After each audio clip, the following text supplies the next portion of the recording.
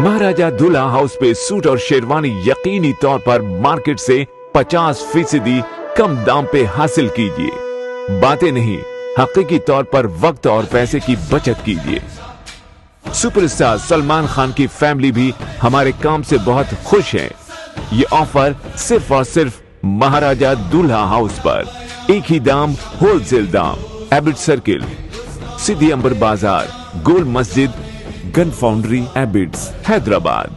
अस्सलाम वालेकुम नाज़रीन, दुनिया भर से मैं आपका इस्तकबाल है। मैं हूं डॉक्टर अब्दुल मुगनी सिद्दीकी। आगे बढ़ते हैं, ख़बरों की तफसील पर नज़र डालते हैं। एनसीपी लीडर बाबा सिद्दीकी के कत्ल पर सदर मजलिस व रुकन पार्लिमान बैरिस्टर असदुद्दीन ओवैसी ने कहा है कि इससे साफ जाहिर होता है कि महाराष्ट्र और मुंबई में जंगल राज चल रहा है, जो भारत की मुआशी राजधानी है। इस तरह के कत्ल मुंबई पुलिस के कंट्रोल में हो रहे हैं, जो पूरे भारत में मशहूर है। इन्होंने कहा है कि शिंदे फडणवीस हुकूमत पुलिस को काम करने नहीं दे रही, और तीसरी बात यह है कि उन्हें सिर्फ इंतखाबात की फिक्र है। उन्हें महाराष्ट्र और मुंबई के आम लोगों की हिफाजत की कोई फिक्र नहीं रही।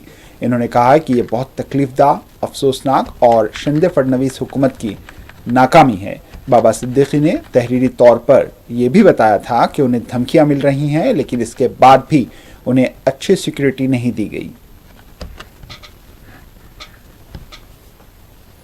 शिंदे और फडणवीस की सरकार के पास कोई पॉलिटिकल विल नहीं है। वो पुलिस को बंद करके रखे हैं, उनको काम करना नहीं दे रहे। और तीसरा ये है कि उनको सिर्फ इलेक्शन की फ़िक्र है। महाराष्ट्र और मुंबई में जो आम जनता है, उनकी सेफ्टी का उनको ना कोई पासो लिहाज है, ना उसका कोई प्रोग्राम है उनके पास। और एक 3 मरतबा के MLA और जो ख़ुद उनकी पार्टी के अलायंस में है, आप उसकी हत्या कर दी जाती है, जिसम में 3-3 गोलियां मारी जाती हैं। तो ये बड़ा ही दर्दनाक, अफसोसनाक और शिंदे और बीजेपी सरकार की सरासर नाकामी है ये। और इससे एक पैगाम मिलता है कि वहाँ पर कोई भी सुरक्षित नहीं है। आप ये दूसरी हत्या हो गई है उनके अलायंस के पार्टनर की, जब आप अपने ही गुट के लोगों को नहीं बचा पा रहे हैं। और मालूम ही हो रहा है कि मरहूम एक्स MLA साहब ने, बाबा सिद्दीकी साहब ने लिख कर भी दिया था कि उनको थ्रेट है, तो उसके बावजूद भी उनको कोई सिक्योरिटी नहीं प्रोवाइड करे। तो ये कंप्लीट पॉलिटिकल फेलियर है, लॉ एंड ऑर्डर का फेलियर है, और एक बहुत बड़ी कॉन्स्पिरेसी है। और मुझे नहीं लगता कि वहाँ की मौजूदा सरकार इस कॉन्स्पिरेसी को अनरेवल करना चाहेगी या कर सकेगी। इसको एक आदमी की तो जान चले गई, एक उनकी दोनों औलादें, उनका बाप, उनका बेटा और उनकी बेटी अपने वालिद से महरूम हो चुके हैं, वो यतीम हो गए हैं। तो आप चुनाव से ज़्यादा यह है कि वहाँ की सरकार ने पुलिस को कमज़ोर करके रख दिया, ख़ास तौर से मुंबई की पुलिस को, जो उनका प्रोफेशनलिज्म एक मशहूर था। वहाँ का इंटेलिजेंस का नेटवर्क लगता है कि बिल्कुल ख़त्म होकर रह गया। और चुनाव के सामने, ऐन चुनाव के सामने इस तरह की हत्या एक सीनियर लीडर की होती है, तो यकीनन इसका खमियाजा वहाँ की सरकार को भुगतना पड़ेगा। मगर अफसोस, एनसीपी लीडर बाबा सिद्दीकी के कत्ल पर कांग्रेस के कौमी सदर मल्लिकार्जुन खड़गे ने कहा है कि इन्होंने खुलेआम कहा है कि वहां अमन व अमान की सूरत हाल ठीक नहीं है। उनका कहना था कि उनकी जान को खतरात है, पुलिस ने उनकी हिफाजत नहीं की, ये इंतज़ामिया की जानिब से इतनी बड़ी कोताही हुई है। इन्होंने कहा है कि हमने खुलेआम कहा कि वहाँ अमन व अमान की सूरत हाल ठीक नहीं है। हालांकि बाबा सिद्दीकी ने कहा था कि उनकी जान को खतरा है, पुलिस ने उनकी हिफाजत नहीं की। हमने तो ओपनली बोला आपको, लॉ एंड ऑर्डर वहाँ पर ठीक नहीं है, और वो लोग उनको मुझे जान को खतरा है बोलने के बावजूद भी अगर पुलिस उसका रक्षण नहीं करता है, तो ये बहुत बड़ा एक लैप्स है एडमिनिस्ट्रेशन के तरफ से।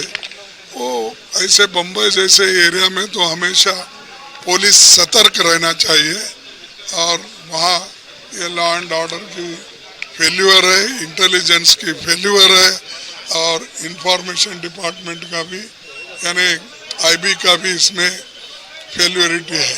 सो इसीलिए हम ये चाहते हैं कि ऐसी जो घटनाएं हो रही वो भी दिन दहाड़े और सरकार अगर उसकी ख्याल नहीं करती है तो मैं समझता हूँ वो उसको वो निगलेक्ट कर रहे हैं, ऐसा मैं समझता हूँ।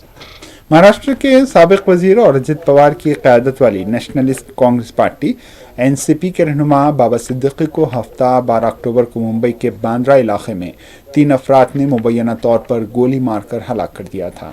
फायरिंग का वाक़या नीलम नगर में उनके बेटे ज़ीशान सिद्दीकी के दफ्तर के बाहर पेश आया था।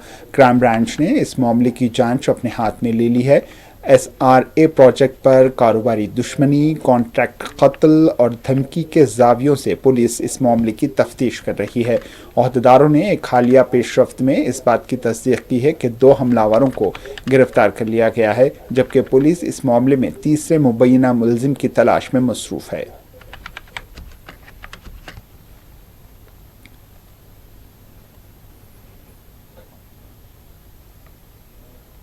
महाराष्ट्र के साबिक वजीर और एनसीपी के सीनियर रहनुमा बाबा सिद्दीकी को मुंबई में गोली मारकर शहीद कर दिया गया। बाबा सिद्दीकी को 3 गोलियां मारी गईं, जिसके बाद उन्हें लीलावती अस्पताल में दाखिल कराया गया था, लेकिन इलाज के दौरान उनकी मौत हो गई। ये वाक़या बांद्रा में खेड़वाड़ी सिग्नल के करीब निर्मल नगर में पेश आया था, जहां बाबा सिद्दीकी के बेटे ज़ीशान का दफ्तर है। इसके साथ ही बाबा सिद्दीकी के कत्ल के बारे में तमाम सवालात उठ खड़े हुए हैं।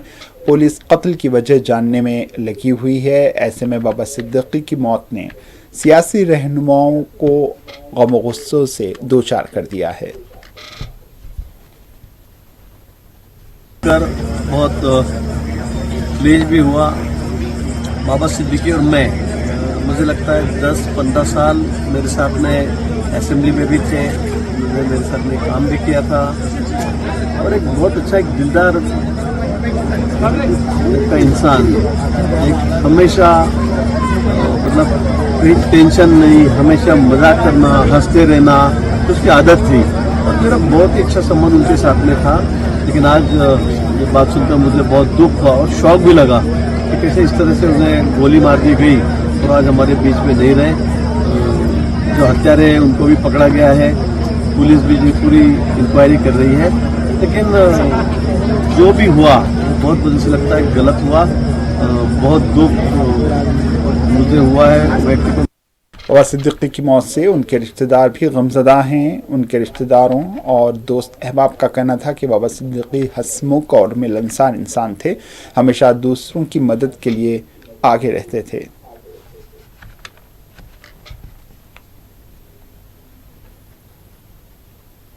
मिली कि बाबा सिद्दीकी का कत्ल हो चुका है, गोली मार के कत्ल कर दिया गया है। उसी सिलसिले में आके यहाँ बैठे हुए हैं। बहुत दुख का माहौल चल रहा है। सब लोग यहाँ जितने लोग बैठे हुए हैं सब दुखित हैं और सब लोग अफसोस कर रहे हैं कि ऐसे बढ़िया आदमी को किस तरह का है लोगों ने मार के कत्ल कर दिया। वो हमारे मदरसे के बहुत उनका ताउन रहा है। अभी उनके वालिद साहब के नाम से रहमिया हॉस्टल भी हमारे मदरसा में बना हुआ है। 4 कमरे का रूम है जिसमें यतीम और गरीब बच्चे का है, उसमें तालीम हासिल करते हैं, रहते हैं। और हर साल उनकी तरफ से मदरसे का डोनेशन होता है और यहाँ चंदा देते थे, डोनेशन करते थे। और बहुत कबल कि ये ज़मीन यहाँ अपने आबाई वतन उनका है, उनका आबाई वतन है। यहाँ के लिए बिल्कुल हमेशा फिक्र में रहा करते थे और अक्सर हम लोगों को जाना हुआ होता है। मुंबई में मुलाकात भी हुई है, उनके भाई लोगों से मुलाकात होती है जो हम लोग का रमज़ान के महीने में जाते हैं तो, और बहुत इज़्ज़त करते हैं। और यहाँ के लोग यहाँ के लिए वो फ़िक्रमंद रहा करते थे। उनके वालिद भी फ़िक्रमंद रहा करते थे और वो भी फ़िक्रमंद। उत्तर प्रदेश के साबिक डीजीपी विक्रम सिंह ने बाबा सिद्दीकी के कत्ल में जेल में बंद गैंगस्टर लॉरेंस बिश्नोई के रोल का शुबा जाहिर किया है। इन्होंने कहा है कि इसके 700 शूटर्स हैं। इन्होंने कहा कि उसके 3 अफराद अमेरिका से ऑपरेट कर रहे हैं। इनके शूटर्स ने बाबा सिद्दीकी पर 9mm पिस्तौल का इस्तेमाल किया, जिसमें इंसान के बचने की कोई उम्मीद नहीं रहती। इन्होंने कहा है कि गैंग ने कहा कि सलमान खान का दोस्त हमारा दुश्मन है। ये एक तशवीशनाक बात है। साबिक डीजीपी विक्रम सिंह ने कहा कि साबिक में दाऊद इब्राहिम का ग्रोह भी ऐसे ही काम करता था। इस गैंग को ख़त्म करना इंतहाई। महाराष्ट्र के deputy chief minister Ajit Pawar ने कहा है कि मुंबई के मेरीन लाइन्स के बड़े कब्रिस्तान में बाबा सिद्दीकी की आखिरी रस्मात पूरे सरकारी एहसास के साथ अदा की जाएगी। इन्होंने कहा है कि आज रात 8:30 बजे मेरीन लाइन्स के इलाके बड़ा कब्रिस्तान में पूरे सरकारी एहसास के साथ आखिरी रस्मात अदा की जाएंगी। कुछ देर बाद पोस्टमार्टम मुकम्मल होने के बाद उनकी लाश को उनके घर ले जाया जाएगा और आखिरी मुलाकात के लिए आवाम के लिए खोल दिया जाएगा। आज 8:30 बजे बड़ा कब्रिस्तान मरीन लाइन्स में जो है वहाँ उनको दफनाया जाएगा। सरकारी इत्मीनान दफनाया जाएगा राजकीय सम्मान से, और उसके बारे में भी गवर्नमेंट ऑफ महाराष्ट्र ने ऑर्डर्स निकाले हैं। और अभी थोड़ी देर के बाद पोस्टमार्टम होने के बाद उनको उनके घर में लेके जाने वाले हैं, और वहाँ कुछ टाइम रखने के बाद उनकी जो कॉन्स्टिट्यूंसी है वहाँ लोगों को दर्शन के लिए रखने वाले हैं, और फिर बाद में रात को 8:30 बजे ये सब उनके दफनाने की पूरी ये हो जाएगा। एनसीपी एससीपी लीडर मजीद मेमन ने बाबा सिद्दीकी के कत्ल पर बात करते हुए कहा है कि बाबा सिद्दीकी पर हमला सियासी वजूहात की बिना पर नहीं लगता। वो एक कामयाब बिजनेसमैन थे, इससे मुताल्लिक़ कुछ दुश्मनी हो सकती है। इससे पहले उन्हें धमकियां मिली थीं और उन्हें वाई कैटेगरी की सिक्योरिटी फराहम की गई थी। पुलिस को इन चीज़ों को संजीदगी से लेना चाहिए और इस तरह की चीज़ों की तशहीर नहीं करनी चाहिए। जिन 2 लोगों को गिरफ्तार किया गया उनकी तस्वीर टेलीविज़न पर गर्दिश कर रही हैं, कानून इसकी इजाजत नहीं देता। बाबा सिद्दीकी पर जो हमला किया गया है वो कोई राजनीतिक कारणों से नहीं लगता। ऊपर से तो यूं लग रहा है कि कोई इसमें कोई पॉलिटिक्स नहीं थी। बाबा सिद्दीकी एक कामयाब कारोबारी थे, अच्छा खासा फैला हुआ उनका यह बांद्रा में जहां हम रहते हैं, हमारे पीछे ही उनका मकान है, वो उनका बिजनेस काफ़ी फैला हुआ था, काफ़ी कामयाब बिजनेसमैन थे वो। तो कुछ शायद हो सकता है कोई कारोबारी मामले में कि कोई दुश्मनी भी होगी, लेकिन दुख की बात यह है कि पहले भी धमकी आई है उनको, वाई क्लास की सिक्योरिटी उनको दी गई है, उसके बाद भी मुंबई जैसे शहर में इतनी भीड़ में गुनहगार गोलियां झाड़ के चले जाते हैं, उसमें गिरफ्तार हुआ 1-2, ये बहुत दुख की बात है।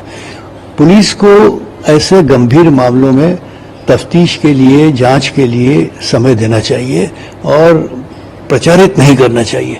सुप्रीम कोर्ट ने बार बार ये कहा है, हम लोगों ने तो जिंदगी भर फौजदारी के मामला चलाए हैं, तो हमें पता है कि कहाँ कमजोरी है, कहाँ मजबूती है।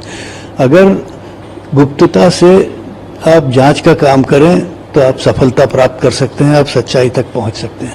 अगर आप पहले ही कदम पर प्रचार शुरू कर दें कि ये ऐसा हुआ है या ये व्यक्ति है, ये तो वो पूरी केस जो आगे जाके फेल हो जाती है, क्योंकि बचाव पक्ष को आसानी से, अब हम देख रहे हैं कि जो 2 लोगों को गिरफ्तार किया है, 1-2 वांटेड है, सबकी तस्वीरें दिखाई जा रही है टेलीविजन पे।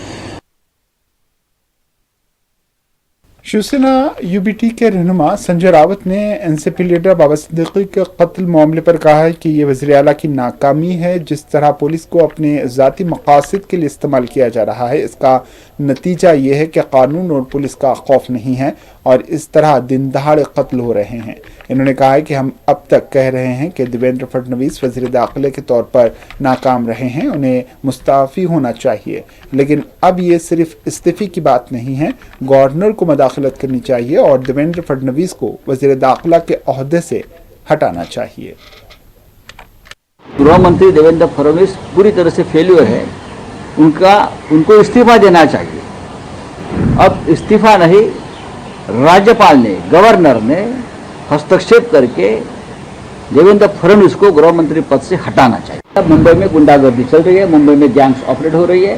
जो पुलिस चाहे डीसीपी हो, चाहे एडिशनल सीपी हो, जो मुंबई में लाकर बिठाए हैं, वो एकनाथ शिंदे के गैंग के मेंबर्स हैं। महाराष्ट्र में गृह मंत्री और गृह मंत्रालय की एक बहुत अच्छी परंपरा रही है, लॉ एंड ऑर्डर की परंपरा रही है। इसीलिए तो मुंबई जैसे शहर में बड़े बड़े उद्योग आते रहे, क्योंकि यहाँ की लॉ एंड ऑर्डर हमेशा से ठीक ठाक रही। कल जो हत्या हुई है बाबा सिद्दीकी, जो महाराष्ट्र के पूर्व मंत्री है, बहुत साल विधायक रहे, आज भी उनका बेटा विधायक है, शायद हमारे पार्टी में नहीं हो लेकिन हमारे साथी रहे, अच्छे आदमी थे, तो उनकी हत्या ऐसी तरह से होती है जिनको सिक्योरिटी है, वाई स्टेटस की सिक्योरिटी है, और उनकी हत्या होती है। उसका मतलब क्या है? हत्या का पीछे कारण कुछ भी हो, लेकिन हत्या हो गई है, तो आपका फेल्यूर है, मुख्यमंत्री का फेल्यूर है। आपने जिस तरह से अपने पुलिस दल का गुनहगारीकरण किया है आपके स्वार्थ के लिए, कलेक्शन के लिए, हाँ, पुलिस का इस्तेमाल जिस तरह से होता है, तो ये उसका नतीजा है कि कानून का डर नहीं रहा, पुलिस का डर नहीं रहा। दिन दहाड़े कभी भी पब्लिक प्लेस पर हत्याएं होती जा रही है। उसमें आप राजनीतिक कार्यकर्ता, राजनीतिक नेता, मंत्री, विधायक भी नहीं छूट रहे। बिहार के साबिक नायब वज़ीर आला और आरजेडी लीडर तेजस्वी यादव ने नेशनलिस्ट कांग्रेस पार्टी एनसीपी के रहनुमा बाबा सिद्दीकी के कत्ल पर गहरे रंज व गम का इजहार किया। इन्होंने रियासत में अमन व अमान की सूरत हाल पर भी अपनी तशवीश का इजहार किया है। इन्होंने कहा कि जिस तरह कल उनका कत्ल किया गया था, हम सब गमगीन हैं, गम में हैं। ये बहुत हैरान कुन बात है कि मुंबई जैसे बड़े शहर में अगर इस तरह के वाक़यात वहाँ हो सकते हैं तो हम समझ सकते हैं कि कोई भी महफूज नहीं है। देखिए, काफ़ी दुखद है कल जिस तरह से उनकी हत्या की गई है। काफ़ी हम लोगों को इसका दुख है और इस दुख के घड़ी में उनके परिवार और परिजनों के प्रति हमारी पूरी संवेदना है। बाबा सिद्दीकी तो हमारे ही जिला गोपालगंज के रहने वाले हैं, बिहार के मूलतः निवासी रहे और कुछ दिनों पहले ही जो है जब बॉम्बे हम गए थे तो उनसे भी मुलाकात हुई थी, उनके पुत्र से भी मुलाकात हुई थी। तो अब ये जान कर के बड़ा दुखद है, लेकिन आश्चर्य करने वाली बात है जो बॉम्बे इतना बड़ा शहर, ख़ास तौर पे जो बांद्रा जो लोकेशन है, जो कॉलोनी है, अगर वहाँ ऐसी घटना हो जाती है तो आप समझ सकते हैं कि कोई भी सुरक्षित नहीं है। हत्यारों का मन जो है काफ़ी बढ़ा हुआ है। इसमें राज्य सरकारों को थोड़ा लॉ एंड ऑर्डर की स्थिति को देखना चाहिए। इन तस्वीर से साफ जाहिर होता है कि सलमान खान और शाहरुख खान की दोस्ती कितनी मजबूत है। सितारे एक दूसरे की हिमायत करने से पीछे नहीं हटते, लेकिन एक वक्त था जब उनके दरमियान नाइत्तेफाकी भी थी और नाइत्तेफाकी को ख़त्म करने के लिए बाबा सिद्दीकी ने कोशिशें की थीं और इनकी ही कोशिशों से दोनों स्टार्स के दरमियान रसाकशी ख़त्म हुई। लीलावती हॉस्पिटल के डॉक्टर नीरज आत्मानी ने कहा है कि बाबा सिद्दीकी को 12 अक्टूबर की रात 9:30 पर NHRC की इमरजेंसी मेडिकल सर्विस में लाया गया था। उनकी ना नब्ज थी, ना दिल की धड़कन और ना ही ब्लड प्रेशर था। उन्हें ICU में मुंतकिल किया गया, जहां बहाली के लिए मजीद कोशिशें की गईं। बाद में डॉक्टर ने उन्हें मुर्दा करार दिया। Emergency medical services at 9:30 p.m. on 12/10/24 in an unresponsive condition with no pulse, no blood pressure, recording no cardiac activity, with an history of gunshot wounds to the chest. He had lost a lot of blood and resuscitation as per standard protocol was initiated immediately. He was shifted to ICU where further attempts at revival were done. He was managed by Dr. Nitin Gokhale, Dr. Jalil Parkar, Dr. Jigeshu Divetia, Dr. Chinmay Godbole, Dr. Kavita, Dr. Nitin Dange, Dr. Girish Kumar Soni, Dr. Naren Nigam in ICU. Despite all resuscitative efforts, we were unable to revive him and was declared dead at 11:27 p.m. on 12/10/24.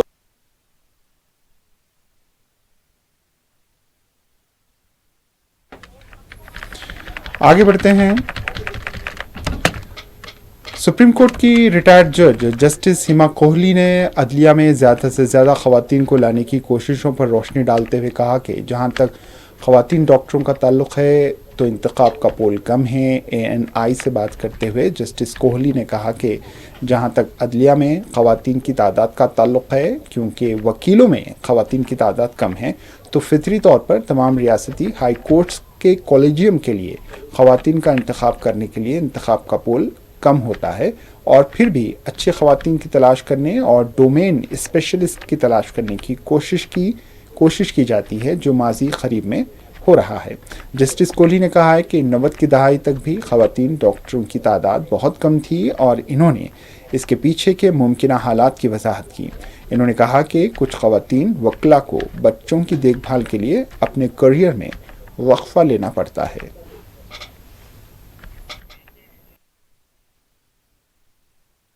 So, this is a multi-pronged question. The first thing would be the role of AI in expediting matters that are pending in court. We all went through the COVID-19 phase, and we had reached a stage where everything was shut down. And for a few days, and just for a few days, the courts had also to shut down. But it was at that time that the fact that one could do virtual court gained a lot of impetus. In Delhi High Court, initially, when AI was introduced and PDF files, paperless courts were introduced, they were confined to only matters relating to taxation and arbitration. We hadn't expanded it to all jurisdictions. But when COVID hit us, we had no choice but to function in every jurisdiction virtually. The biggest advantage was that the doors of the court were kept wide open during peak pandemic when everything was Hamas के ज़ेर इंतज़ाम Gaza की वज़ारत सेहत ने इतवार को बताया कि गाज़ा में इसराइल हमास जंग में कम से कम 42,227 अफराद अब तक जाँ बहक हो चुके हैं। वज़ारत के एदाद शुमार के मुताबिक मज़कूरा तादाद में गुज़िश्ता 24 घंटों के दौरान होने वाली 52 अमवात भी शामिल है, जबकि 7 अक्टूबर 2023 से शुरू होने वाली इस जंग में ज़ख्मियों की तादाद 98,464 तक पहुँच गई है। अमेरिकी हुक्काम का ख्याल है कि इसराइल ने हालिया ईरानी हमले के जवाब देने के लिए ईरान की फौजी और तवानाई के बुनियादी ढांचे के अहदाफ की निशानदही की है। NBC ने हफ्ते के रोज़ ये इत्तला दी थी। इत्तला में नाम जाहिर न करने वाले अमेरिकी हुक्काम का हवाला देते हुए कहा गया है कि इस बात का कोई इशारा नहीं मिलता कि इसराइल जोहरी तनसीबात को निशाना बनाएगा या कत्ल व गारतगिरी करेगा। नीज़ कहा गया है कि इसराइल ने हतमी फैसला नहीं किया है कि किस तरह और कब जवाब दिया जाए। रिपोर्ट में अमेरिकी और इसराइली हुक्काम का हवाला देते हुए कहा गया है कि योम किपुर की तातील के दौरान रद्द अमल सामने आ सकता है। इसराइल ने बारहा कहा है कि वो 1 अक्टूबर के ईरानी मिसाइल हमले का जवाब देगा, जो लुबनान और गाज़ा में इसराइली हमलों और तेहरान में हमास के सियासी ब्यूरो के सरबराह इस्माइल हानिया की हलाकत के जवाब में ईरान ने किया था। इस माह के शुरू में इसराइल के अंदर फौजी मराकज़ पर ईरान ने जो मिसाइल हमला किया था, इस पर इसराइल रद्द अमल का वक्त अगरचे अभी तक वाज़ेह नहीं है, लेकिन बाखबर ज़राए ने बताया है कि ईरानी हुकूमत बहुत इज़्तिराब महसूस कर रही है और उसने कई ममालिक के साथ फौरी सिफारती कोशिशें शुरू कर दी हैं ताकि ये मालूम हो कि आया वो इसराइल रद्द अमल का हिजम कम कर सकती है। ये इत्तला CNN ने हफ्ते के रोज़ जारी की थी।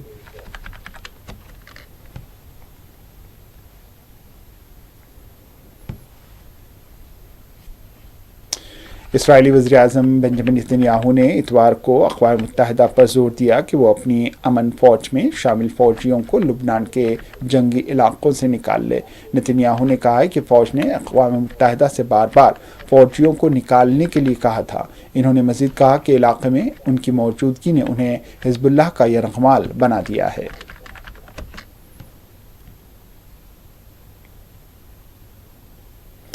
लुबनान के सरकारी मीडिया ने कहा है कि इतवार को एक इसराइली फ़िज़ाई हमले में जंगज़दा जनूब में एक मस्जिद तबाह हो गई। हालिया हफ्तों में मुल्क पर बमबारी की मुहिम तेज़ कर देने के बाद ये ताज़ा तरीन इसराइली हमला है। कौमी खबर रसां एजेंसी ने इत्तला दी है कि तकरीबन 3:45 पर रात को दुश्मन के तैयारों ने कफ़ार तिबिंत गाँव के मरकज़ में पुरानी मस्जिद को निशाना बनाया, जिससे वो मुकम्मल तौर पर तबाह हो गई। सूडानी रज़ाकारों के एक नेटवर्क ने इतवार को कहा कि फ़ौज ने एक दिन पहले खर्तूम के एक बाज़ार पर फ़िज़ाई हमला किया था, जिसमें 23 अफराद हलाक हो गए। यह बाजार दारुल हुकूमत में नीम फौजी रैपिड सपोर्ट फोर्स RSF के मरकजी कैंप के करीब है। उनके साथ सूडानी फौज खाना जंगी में मसरूफ़ है, जिसमें दसियों हज़ार अफराद हलाक हो चुके हैं। नौजवानों के ज़ेर क़यादत इमरजेंसी रिस्पॉन्स रूम्स ने फेसबुक पर एक पोस्ट में कहा कि जुनूबी खर्तूम में हफ्ते की दोपहर को मरकजी बाजार पर फौजी फ़िज़ाई हमले के बाद 23 अफराद मुसद्दक़ा तौर पर हलाक और 40 से ज़्यादा ज़ख्मी हो गए और उन्हें अस्पताल ले जाया गया। इसी के साथ दुनिया भर से इख्तिताम को पहुंची। दीजिए इजाज़त, अल्लाह हाफ़िज़। महाराजा दूल्हा हाउस पे सूट और शेरवानी यकीनी तौर पर मार्केट से 50% कम दाम पे हासिल कीजिए। बातें नहीं, हकीकी तौर पर वक्त और पैसे की बचत कीजिए। सुपरस्टार सलमान खान की फैमिली भी हमारे काम से बहुत खुश है। ये ऑफर सिर्फ और सिर्फ महाराजा दूल्हा हाउस पर। एक ही दाम, होलसेल दाम। एबिट सर्किल, सिटी अंबर बाजार, गोल मस्जिद, गन फाउंड्री, एबिट्स, हैदराबाद।